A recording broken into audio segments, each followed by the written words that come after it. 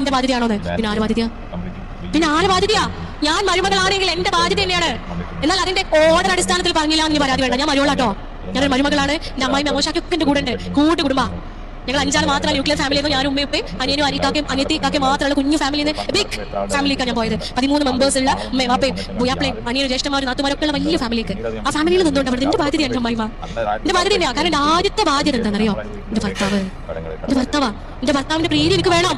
നൗഷാദ് ഖാന്റെ പ്രീതി, നൗഷാദ് ഖാന്റെ പൂർണ്ണ സംതൃപ്തി ഉണ്ടെങ്കിൽ എനിക്ക് പഠിച്ചോ തന്നെ സ്വർഗം കിട്ടുള്ളൂ. അതങ്ങനെയല്ല നിയമം. അതിനാർക്കും എതിരെ അഭിപ്രായമില്ല. എന്റെ നൗഷാദ് ഖാൻ ആദ്യത്തെ ബാധ്യതയാണ് ഒരു അമ്മ. മോനെ പറയും നോക്കേണ്ടത് ഭർത്താവാണ്. ഞാൻ നൗഷാദ് ഖാൻ എന്ന് പറയുന്നത് ആർക്കും പരാതി വേണ്ടല്ലോ വെച്ചിട്ടുള്ള ഈ നാളെ ഓൾ ഞങ്ങളെ പറഞ്ഞെന്ന് പറയേ. ആരും പറഞ്ഞിട്ടില്ല. എന്റെ ജീവിതത്തിലൂടെ തന്നെ എടുത്ത് പറയണം അല്ലെ? ഇണയുടെ പുയാപ്പിളന്റെ നമ്മളെ ഭർത്താവിന്റെ ബാധ്യതയാ മൂപ്പര് ഉമ്മാനും വാപ്പാനും നോക്കലേ. എന്നാ പിന്നെ മൂപ്പര് ഉമ്മാനും വാപ്പാനും നോക്കി പുഴയിലോട് ഇരുന്നോട്ടെ അല്ലേ? അല്ലേ? ഉമ്മാക്ക് ഇൻസുലിൻ വാങ്ങാനുള്ള മരുന്നിന്റെ പൈസ ആര് കൊണ്ടുവരാ? അപ്പൊ ചോദ്യമില്ല. അപ്പൊ ഡോക്ടറെ കുടുങ്ങിയല്ലോ. അപ്പൊ കുടുങ്ങിയില്ലേ? പുയാപ്പിളന്റെ ഉമ്മയും വാപ്പയും മരുമോളെ ബാധ്യതയാണോ? പ്രിയപ്പെട്ടവരെ, ബാധ്യതയാണ്. കാരണം പുരുഷന്റെ ബാധ്യതയാണ് കുടുംബം പോറ്റുക.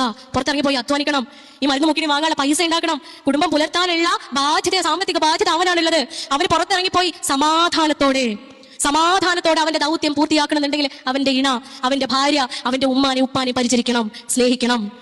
ഒരുപാട് ശിക്ഷകളെ പഠിച്ചോൻ പരലോകത്തേക്ക് മാറ്റിവെക്കുന്നു പറയുന്നുണ്ട്. പക്ഷേ ഈ ഭൂമിയിൽ തന്നെ കൊടുക്കുന്നു പറയുന്ന ശിക്ഷകളുണ്ട്. എന്തിനാണെന്നറിയോ? ഒന്നാമത്തത് ഫിത്തന ഉണ്ടാക്കുക കുടുംബത്തിന്റെ ഉള്ളില്. രണ്ടാമത്തത് എന്താണെന്നറിയോ?